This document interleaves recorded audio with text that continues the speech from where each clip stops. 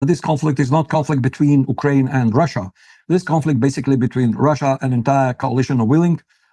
It's NATO, United States, plus other vassals, I would say, with the Western world, who is just blindly complies. So they, from get-go, supply to Ukraine all kind of the armaments. Initially, it was javelins and lambs, anti-tank and anti-aircraft missiles. Then it went to the Patriots. Then it went to the tanks, Abrams, Leopards. Then it went to the F-16. And every time Ukrainians and their handlers, especially in London, especially MM6, thinking this would be a game changer, doesn't work. Ukraine really losing grounds, maybe not as fast as we want, but frontline progressing. Every week there is several villages, small towns are being liberated by Russian army. Of course, since last year, decision was to remove all the military production from Ukraine to the Europe, which was done efficiently. Just more than months ago, Russian Ministry of Defense published a list of all these factories who, in fact, in Europe producing armaments for the Ukrainian army. So think of this. They are the logistics, their industries are now in Europe. So Europe is not neutral part, and we hear from their leadership, they're more openly declaring that they are in full support of the Ukraine, and they want this war against Russia till the last Ukrainians. So this is a very much, warmongering approach we're going to lead. So they moved this production there, and about 2 months ago, there is a mass, quantity of the drones start coming to Ukrainian troops. They received the capacity to launch simultaneously up to 500, 600 drones long range, which is a range over 1,500 kilometers, let's say about 1,000 miles. So they're trying to hit our refineries. They're trying to hit some civilian, buildings. Definitely, if it has any strategic, I would say value or results, no. Yes, there is a reducing production in refinery for a couple of days. Then basically refinery back up and running, and then they change completely to the terror attacks.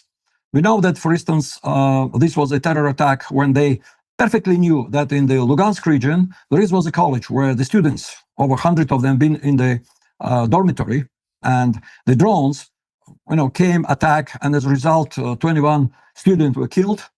Then it was not end of the story. There was no excuse. They said there was a soldier. Well, the journalist went and showed the proof there was a student, and there is none of military presence there, even close. After this, there was attack on the several buses. They start using these drones in a border region to attack civilians, any car which going, because of this new, what they call Martian drones with the AI vision, who take the decision which target to attack.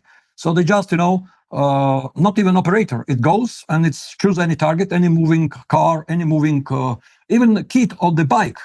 And they're just hitting this kid on the back. So it's a purely terrorist approach. They're trying to, if they can't win on the battlefield, they're trying to see discord and panic within the Russian population. But guess what? It's only make Russian population more resolute, and there is more and more demand from our president and from our, top military commanders. Hey, you need really to finish this. We have enough arsenal of the, proper, I would say, weapons, which would definitely bring this war quickly to the end. Not resorting to the nuclear ones. Which European countries are manufacturing these drones, these armaments, being used against civilians in Russia? Well, first of all, there is many factories which is in Poland. There is in Germany, in France, in Italy, in Denmark, in Turkey. There is a presence of them, I would say, Spain, Belgium, Dutch, of course, British, with the huge manufacturers who are contributing to their so-called cruise missile program, Flamingo, which is in fact British one, And all this is officially announced. Hey, we are producing this. Ukraine will get, capacity to hit deep inside Russia. This is again pushing us towards to very close to the conflict, where finally we would be have no other choice but to start hitting logistic centers in the Poland, in the Romania, within the Germany, within all these countries, because they are part of the conflict. And accordingly, all the international law, we have a full right to attack those because they are manufacturing armament, and they're declaring that these are factories belonging to Ukraine.